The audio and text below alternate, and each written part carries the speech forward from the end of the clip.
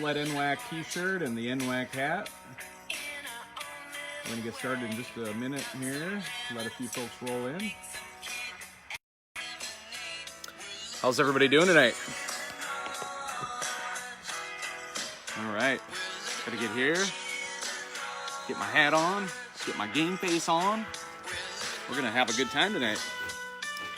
All right, we got Scott rolling in, we got Rob rolling in, we got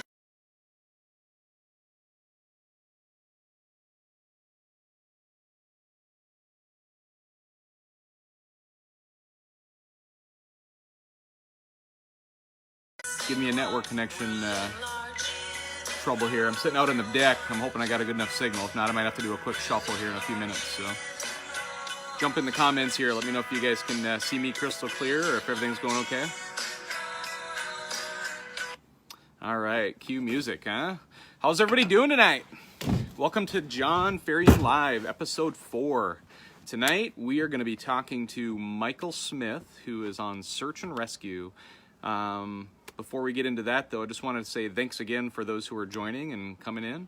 Happy Mother's Day, by the way, for everybody who's on that either is a mother hanging out with their wife or mom or whoever it is. You know, pat them on the back, give them a look, give them a kiss, whatever you got to do.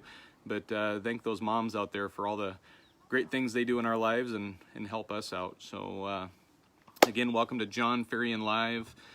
This is episode number 4. And just a quick recap.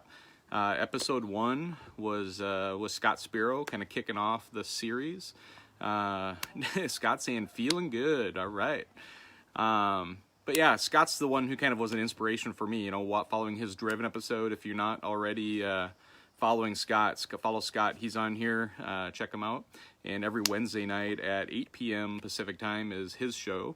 And very motivational, very engaging, a lot of good guests on there as well. So Scott helped me kind of kick this off and got me excited about trying to jump onto Jon Ferrian Live. And this is kind of going to be an evolution of different things, but I think there's going to be a core focus around snowmobiling in general. If anybody knows me knows that makes sense. And then safety, right? So you guys who know I'm a Washington State safety coordinator for the Snowmobile Association here in Washington State, WASA. On the board of directors for the Northwest Avalanche Center, involved in 3 different clubs along the west side here as far as a member, actively hosting rides, engaging with folks out there online, getting people into the sport, kind of helping grow the sport. So here we are, sharing our story, sharing our message, keeping people safe on the mountain, helping save lives, hopefully, with the right message that's out there.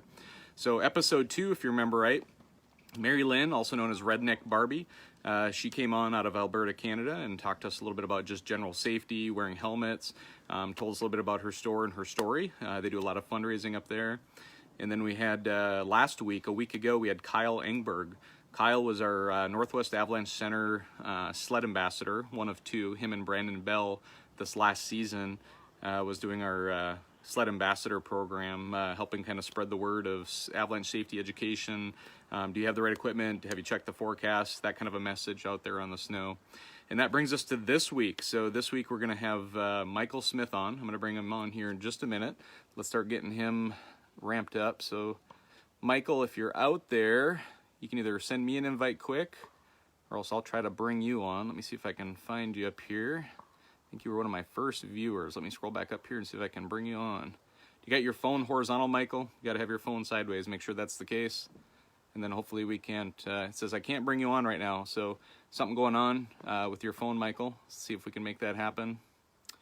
Already got you on watching. So, all right. What else we got here? So we got Michael. Hang on, guys. It's the fun of the live show. We got Michael Smith. Michael, I don't think it's going to let me bring you on. Can't join your broadcast at this time, so you might have to log out, log back in, make sure your phone is in the horizontal position, Michael. So we'll go ahead and give that a try. What else we got here? Got messages. All right, well, Michael's trying to come on. Why don't we talk a little bit about what's coming up the next couple of weeks here. So next week I've got Justin Davis on. So Justin Davis is going to be he's our past president of the Northwest Avalanche Center. He was one of the people who was instrumental in bringing me on the board of directors as a snowmobiler on the board for NWAC. And then the following week we have, Michael, I think maybe you're on now. Let's try it. Bring him on camera, Michael. All right, look at that. We got him. Hey guys, how's it going? Good, good. Can you see us okay and can you hear us okay? Absolutely. Coming through just fine. Perfect, perfect. All right. Well, welcome, Michael, to the show. We've got about 14 people giving us a watch right now in the moment, and thousands of more to come later. But really appreciate you taking time on this Mother's Day of all days to come out and talk with us a little bit. So thanks for taking a little bit of time from your family and your wife. I saw earlier we did a little test run, and I got to see your I'm assuming your child and your wife there. Yeah, you hear my boy and the wife in the background back here. He's screaming his head off because I've got the ATV out in the backyard without him, and he's mad about that. Awesome. All right. Well, Michael, why don't you go ahead and just introduce yourself to the folks that are here on watching us today, and tell us just a little bit about your background. Where you're originally from, where you've been for a long time, maybe what you do for your day job, that kind of thing. So. Perfect. Thanks for the introduction, John. Like you said, I'm a search and rescue volunteer with King County. I've lived in Washington State all my life, born and raised here. Went to Tahoma High School years ago, went to college studying materials engineering at Washington State. From there, I pursued a career in aerospace engineering. I'm a manufacturing engineer for Hexcel in Kent, Washington. We do a bunch of composite substructure, composite aircraft parts for many different customers. But kind of leads along with my passions, my hobbies. I'm a mechanical kind of guy, love working on things, and kind of fell in love with search and rescue after Boy Scouts, and that's where things kind of led. Took a little bit of a break after high school. As I went to college, it was kind of hard to respond to King County being 300 miles away from the county.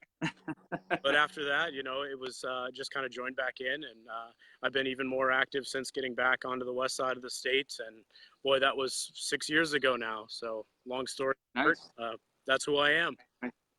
Sounds good. Well, let's go back to what's really important here is, when did you start snowmobiling? I mean, you started as a kid. What point in your life did you start snowmobiling? So that's actually a pretty new activity for me. I started sledding about 4 years ago. I had a good buddy of mine who I raced mountain bikes with for years.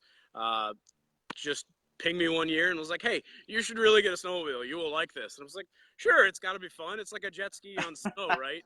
Little did I know it turns into kind of wrestling a 600-pound Polaris up a hill.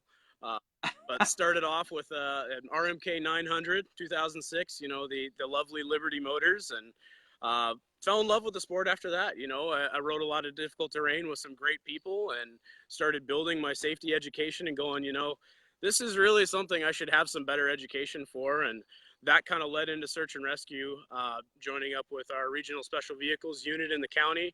We do ATV and snowmobile rescue for the county.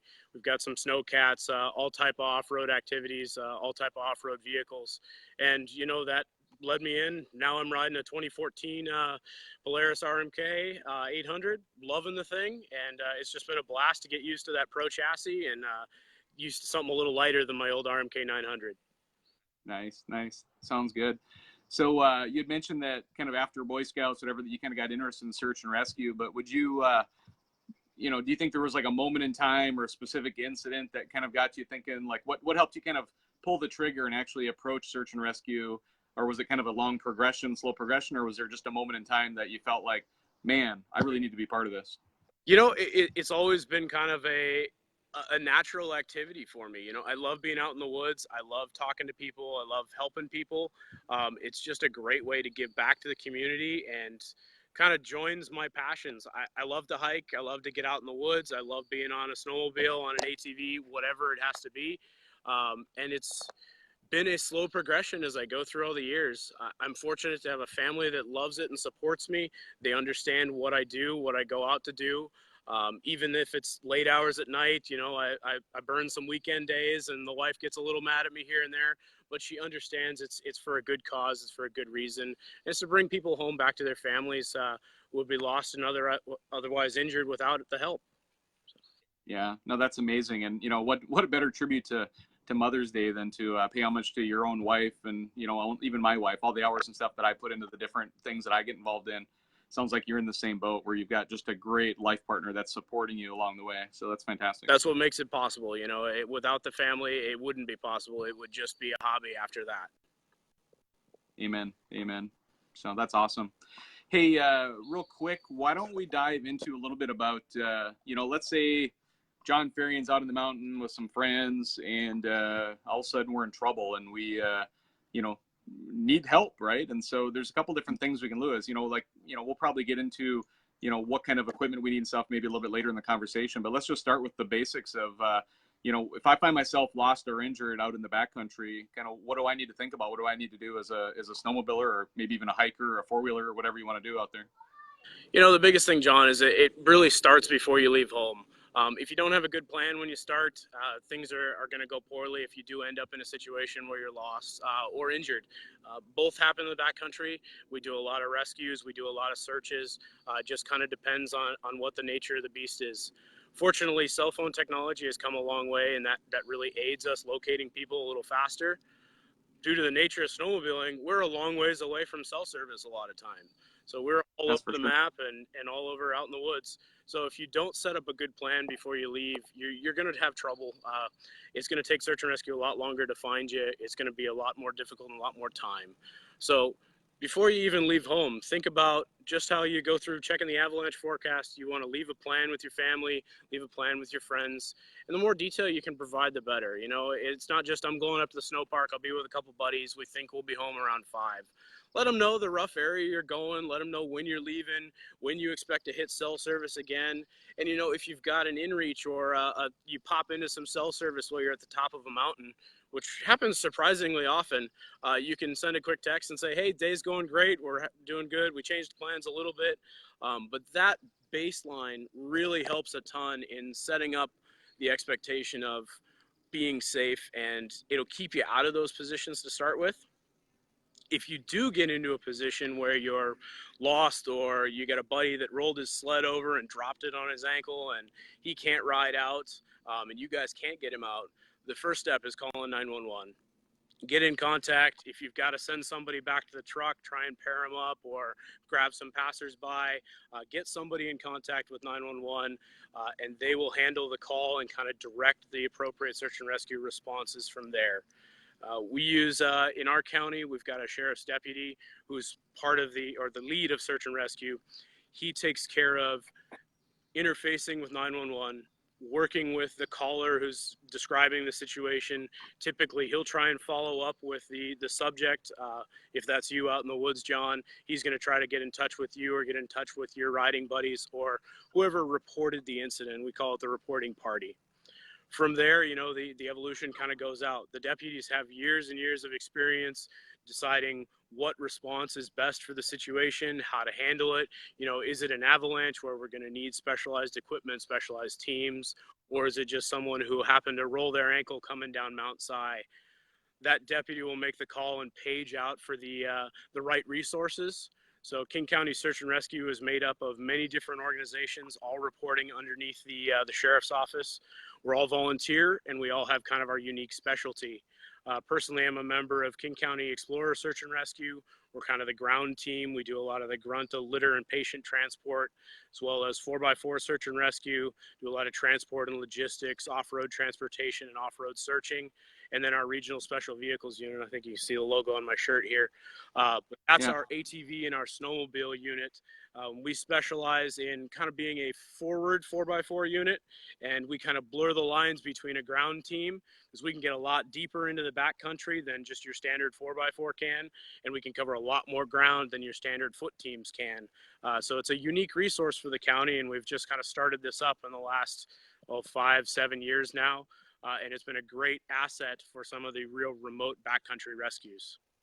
So, I mean, you're describing the words, but for those who are maybe ignorant like myself, what are these vehicles actually? Are they just like super souped up Jeeps or something like that? Or what? No, nothing super fancy. We use I'm trying to get it in the shot here.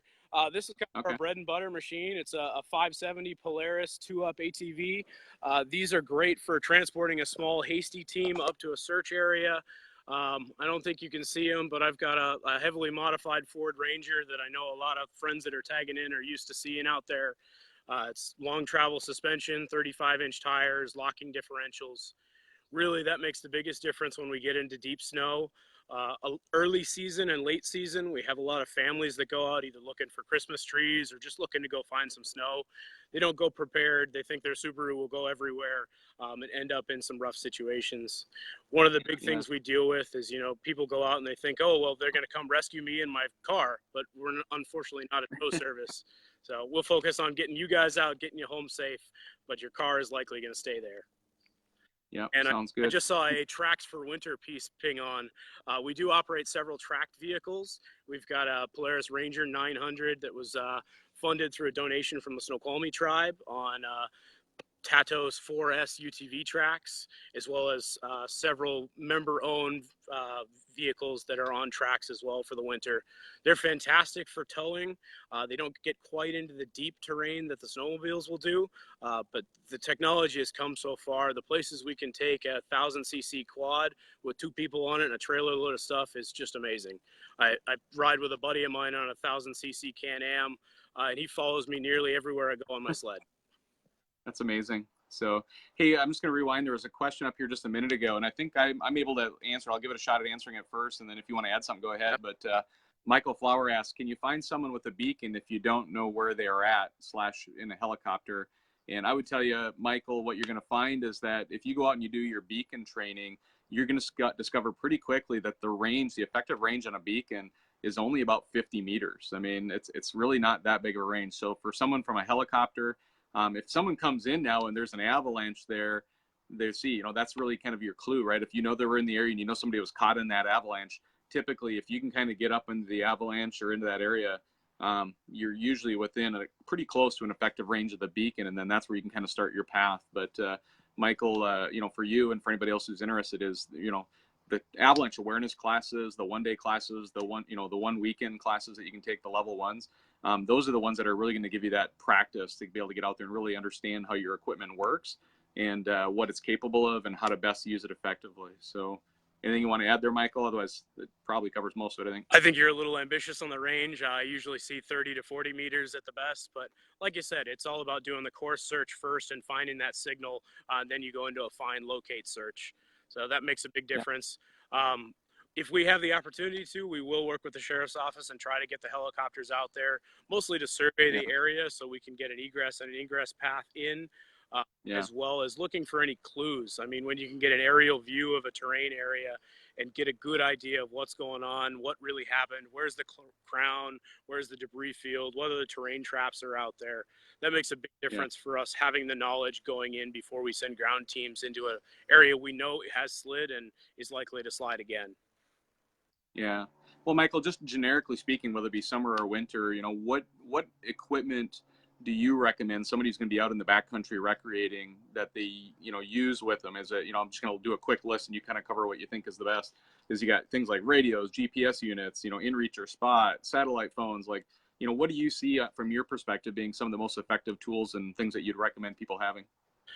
Your cell phone's a great power tool. My biggest tip with a cell phone is put it in airplane mode when you take off, save your battery and conserve it. We get so many calls towards the end of the day. It's getting to 4 o'clock in the afternoon. It's getting pitch black and you're going, oh, I really am in trouble. I'm not going to get out of here. You pull out your phone. Oh, I've got a shred of signal. I can get a text message out or something. And your phone's dead because it's been searching for service all day. So that's one of my biggest tips. Keep it on airplane mode, keep it powered off until you need it. It's great to whip out for the pictures and everything so you can get the photos up on Facebook.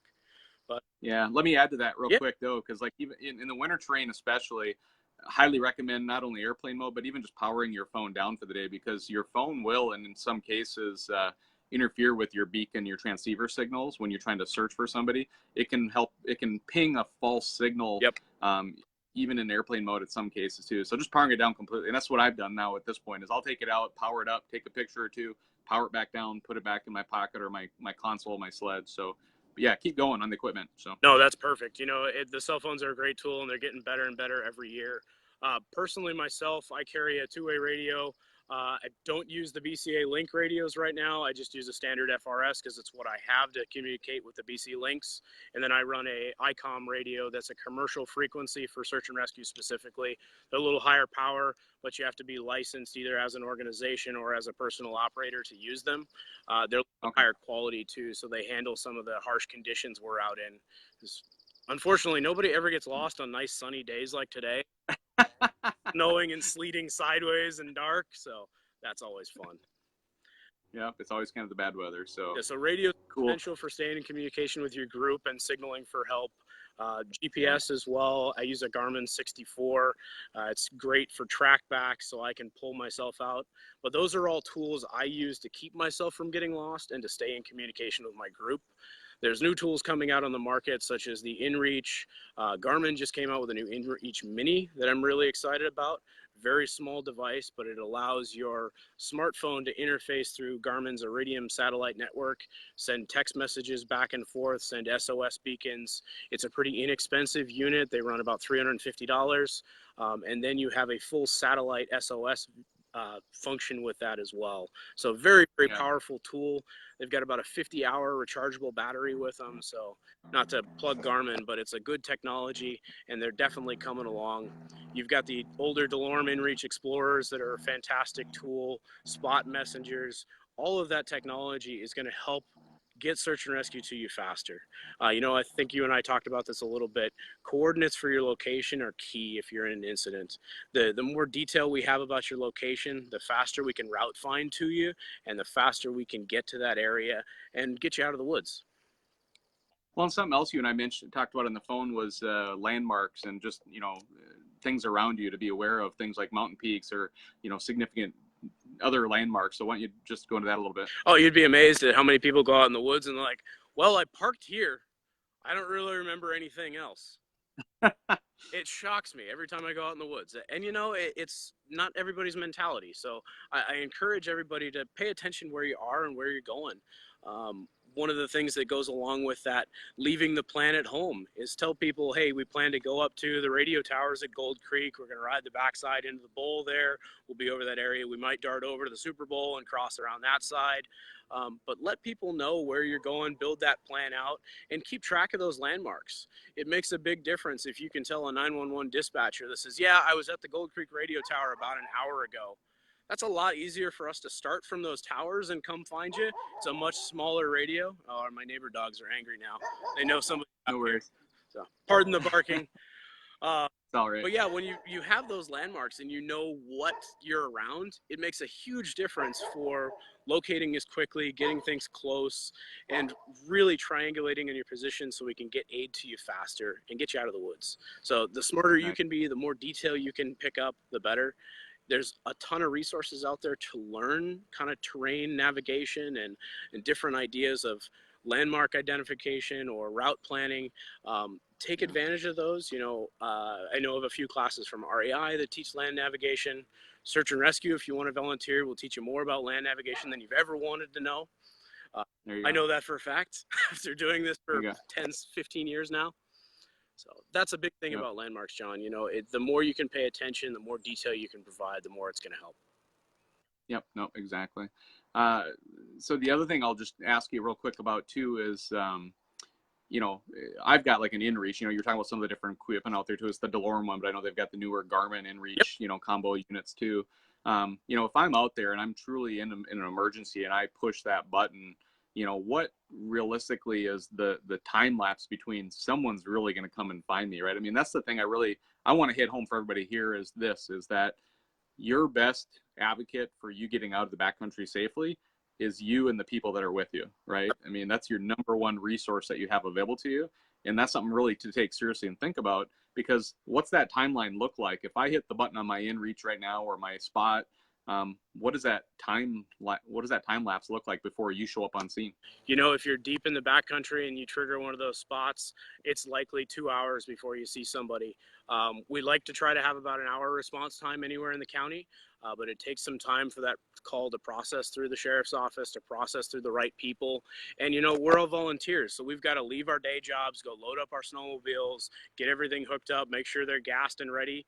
We're all pretty good about having our go bags all set up, and I drive around with the snowmobile in the back of my F-150 way too often, so we can get those response times down. But think about it, you're asking 40 volunteers to come out in the woods and come help you and try to get you out of the woods. So Yeah. you've got a little bit of a delay there. That said, we're going to get to you. We're going to get there. We have a ton of dedicated people, and no matter what day it is, what time of the night it is, we'll come find you. We work with a ton of dedicated people that will take the shirt off their back to take care of you. It's amazing, the group of people I work with, and that's one of the things that's really kept me around SAR for so long. Is I've met some of my best friends through SAR. I hang out with them all the time, and it is a hugely dedicated group. So that kind of Perfect. question on timeline, you're looking 1 to 2 hours before you start seeing people, more after that. And again, it depends on location.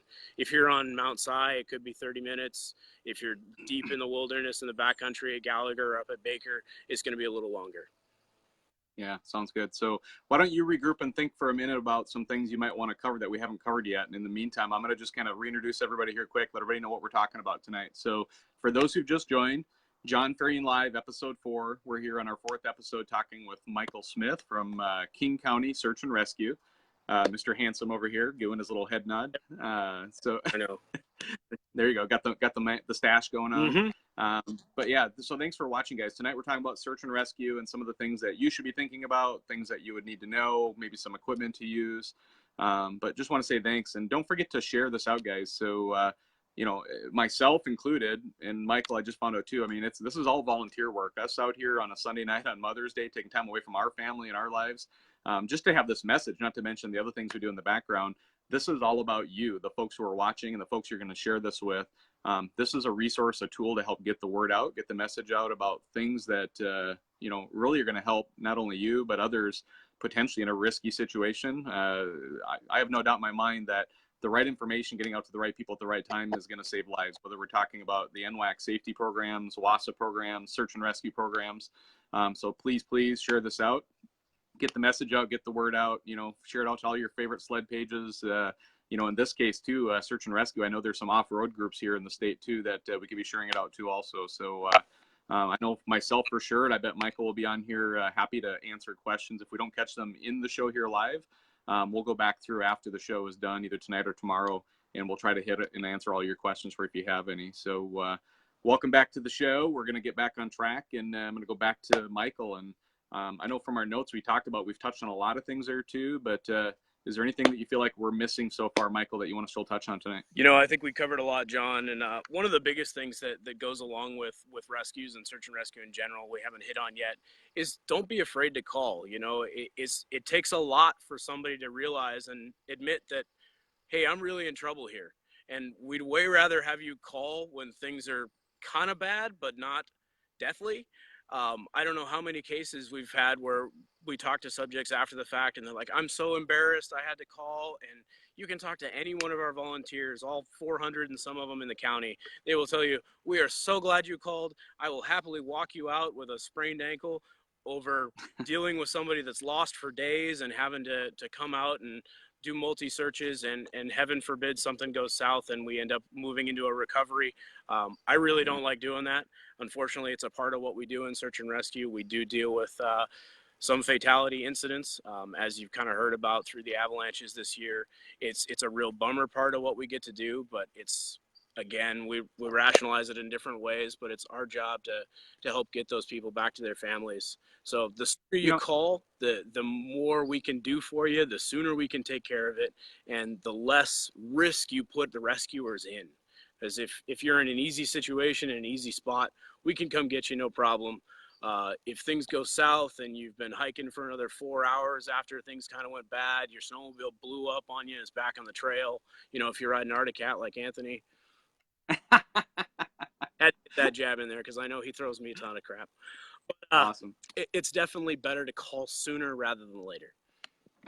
I'm glad you brought that up, man, because, I didn't even think about that angle of it too, but I would tell you that that's always been something I know for myself, and I guarantee you many, many people watching is on their mind, is the fact that when is the right time to call? Is it when because you might be out in a bowl somewhere and turn around and the thing get fogged in and you're at that point, maybe it's 3 p.m. and you're still kind of on track, but all of a sudden you're kind of like panicking going like, oh crap, I'm lost. I have no idea where I'm going, what I'm doing, how to get the heck out of here. It's so fogged in up on Mount Baker, or Yeah. maybe somewhere else. Maybe there's crevasses I'm worried about falling into. Um, Hearing you say out loud that we'd rather have you call sooner than later is critical, because I think there's a lot to it, right? I mean, you would much rather search for somebody in the daylight than in the dark, I would imagine, right? As part of it. And then inclement weather, right? Like if there's a storm blowing in and it's just kind of rolling in now and people are trying to get hunkered down. But what about that scenario where, like, maybe I think I'm lost, but I'm going to keep trying to get out? What do you recommend? Is at the point that I've called search and rescue, do I like just sit down, hunker down, tell them where I think I'm at, or do I try to make it back to where I think I should be going? Give us some advice there. The short answer is it depends on the situation. Obviously, Okay. you want to call early, like you were talking about, when you're getting into that situation where it's fogging in, you're getting a little concerned, kind of that boiling point is going up a little bit, and you're feeling uncomfortable. You just get that unsettled feeling in the pit of your stomach. That's about the time you want to call. Even if it's a preliminary call that says, hey, weather's changing, I'm going to call 911, let them know. They'll keep an eye on that. And even if they don't, you tell them, hey, I'm not in trouble yet, but I want you guys to know that we're up here and this is where we're at and this is what's going on. We're going to try to use the tools we have and the knowledge we have to find out. But that can be a huge asset to have that information, because now we've got a last known point, a known contact area, so we can focus in on a search and come get you sooner. Again, it all goes down to that planning and having more information. So call early, call often if you have to. The sheriff's office will love me for all the added calls for it, but again, it saves lives. It's better to have more information out there and to have it deployed early so we can get to you. Once you're into a situation where you're lost and you're lost, stay put. Set up camp, find somewhere safe, get out of avalanche terrain, find an island of safety, whatever you need to do, and get comfortable. Use your sled as a wind block, try to get a fire going if you need to. I carry some just real lightweight gear on my snowmobile that's kept me nice and warm in a lot of nasty situations. Just an emergency bivvy can go so far. They weigh like 2-3 ounces and fit nicely in the bottom of my avalanche pack. Then I've just carried my 10 essentials with me, headlamps, some spare food, and a good heavy jacket. And I can spend the night out in the woods like that, even on the sled. And that's carrying a tunnel bag with me and my Float 22 airbag. So it doesn't take much gear to keep you safe out in the woods. Obviously, the more you have, the more comfortable you're going to be. But you can get out and make it through a night pretty easily with some pretty minimal gear. Yeah. So I don't remember if we talked about this on the phone earlier today or if it was on the show here earlier, but at one point you mentioned that I'm going to make a statement. You can either tell me if it's true or false and then maybe elaborate, right?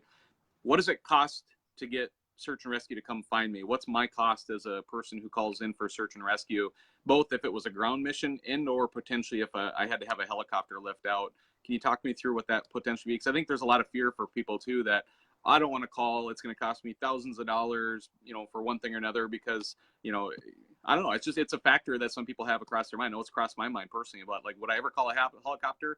I'm going to have to be almost dying for that, right? So tell me what you know there. Absolutely. If it's a life safety situation, there's no charge for rescue in Washington State. Like I said, most of us are all volunteers. Only the guys with the badges are the ones getting paid, and there's usually one or two of them. So we are a taxpayer resource for the county. We all volunteer our time, so you're not going to get stuck with a big bill on a rescue.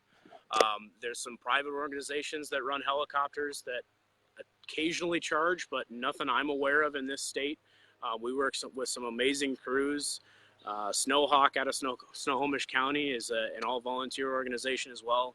They operate their birds off trust money and logging money and donations. Again, that's how search and rescue is funded. It's all our own gear, our member gear. It's my snowmobile I'm going out with. It's my buddy's quad he's going out with. It's all gear we use personally that we're volunteering for search and rescue use. We get some insurance coverage from the county that helps us stay safe and provides us a little bit of coverage. Let me tell you, it's a fun process if you have to reimburse anything from the state. But there's no charge for rescue in Washington. It's a great safety net for you. You're not going to get stuck with a big bill.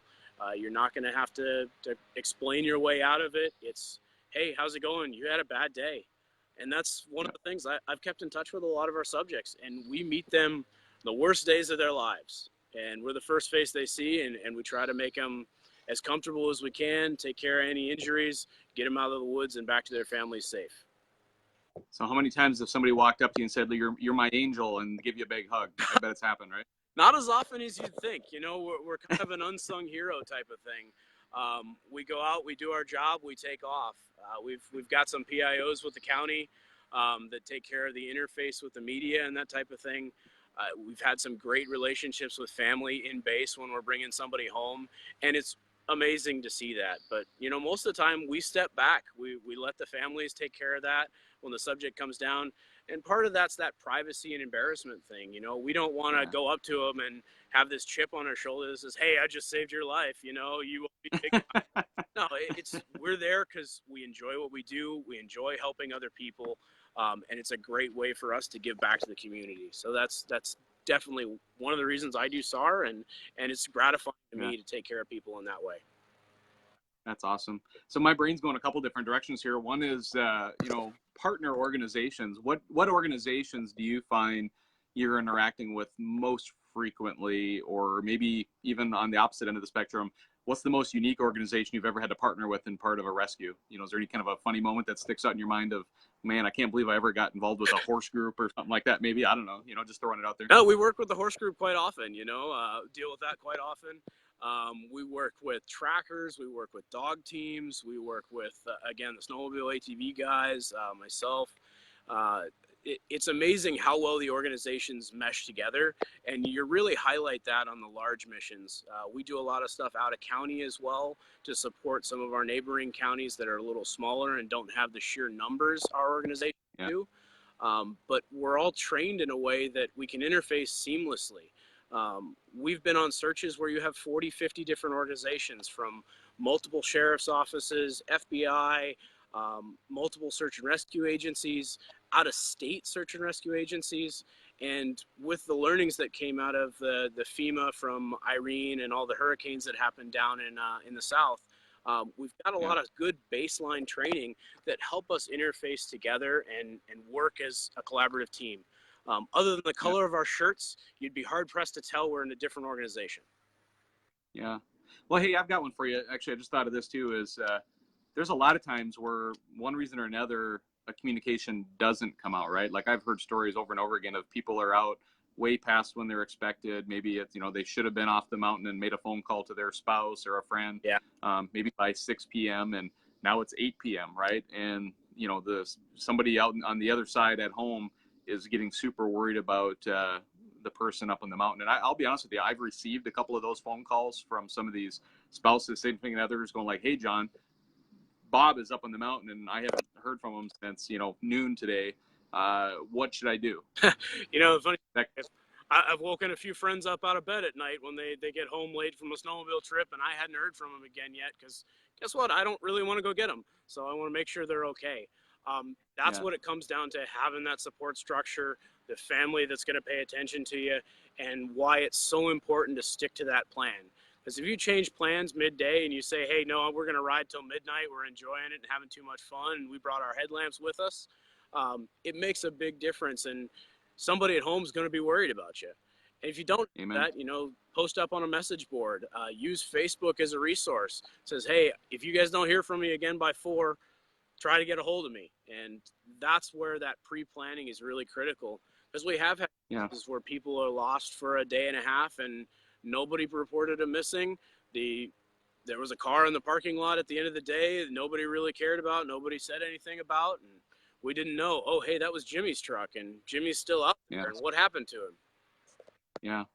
Hey, what about, what percentage of the incidents do you go out on that you would say have some kind of a factor that's involving, you know, somebody under the influence? So it'd be alcohol, drugs, something where, you know, it was obviously a very significant part. I know you can't always call that and make it type of thing too, but, you know, just if you had a gut reaction, you know, what percentage of the rescues are you going on where someone maybe got hurt because they were maybe inebriated when they were out there doing things they shouldn't have been doing, that kind of thing? You know, there's always a big advocacy of, you know, don't drink and ride, right? And, you know, just curious about you being on the other end of that. You know, what's the reality? What are you seeing out there? Is there a big percentage or a small percentage of the incidents that are happening that are based on people not being at their full capacity? You know, what I've seen in my personal experience, it's not very often. Most people ride pretty well within their limits. They may have a lunch beer or something, that kind of stuff. I've run across very few people that are fully inebriated. With that said, you know, the sheriff's office does a great job not putting the search and rescue volunteers into dangerous situations. They're trained for that and they're trained to handle that. So if you're in a situation where you don't have your full faculties and it's blatantly obvious, you're probably not going to have a lot of volunteers coming to help you. So something to definitely keep in mind if you're going to make those type of life decisions and those choices. It's definitely a safety factor. You want to ride within your own limits and within your own control. And if you choose not to, it may end up being a bad day for you. Yep. Cool. Well, just want to recap here too. I think I'm winding down. I'm going to give you one more chance in a minute here to see if there's something else you want to chat about. But just a reminder, everybody here, we're talking with Michael Smith, Smith, right? Yep. I almost lost your name for a second. So we're talking to Michael here with King County Search and Rescue, giving us some great information about, you know, what we should be thinking about, things that he needs to consider, equipment they're using, equipment they recommend. And just want to say thank you for your time today, Michael. Really appreciate you taking time out of your day to come out and talk to us. So any final thoughts that you have? You know, I think we've covered it pretty well, John. Biggest thing I want to highlight is, you know, search and rescue is not just a sheriff's office resource. We work through the sheriff's office, but all of the ground teams you're going to see are volunteers.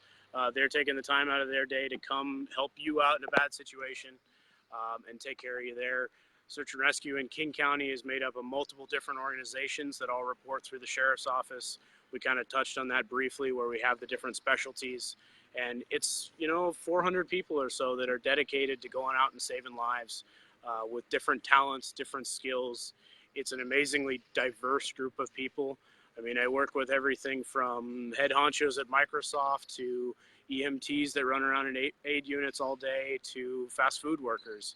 You know, it's a great culmination of interests and a culmination of people, and they're very dedicated to what they do. So that's the takeaway I have for everybody is thank a search and rescue volunteer, and if you have questions, ask. I'm happy to answer any questions you guys have. Get in touch with the search and rescue teams. We all operate as 501c3 charities too, so full nonprofit. Everything's done out of volunteer budgets or donations, so it can be a big resource drain for us.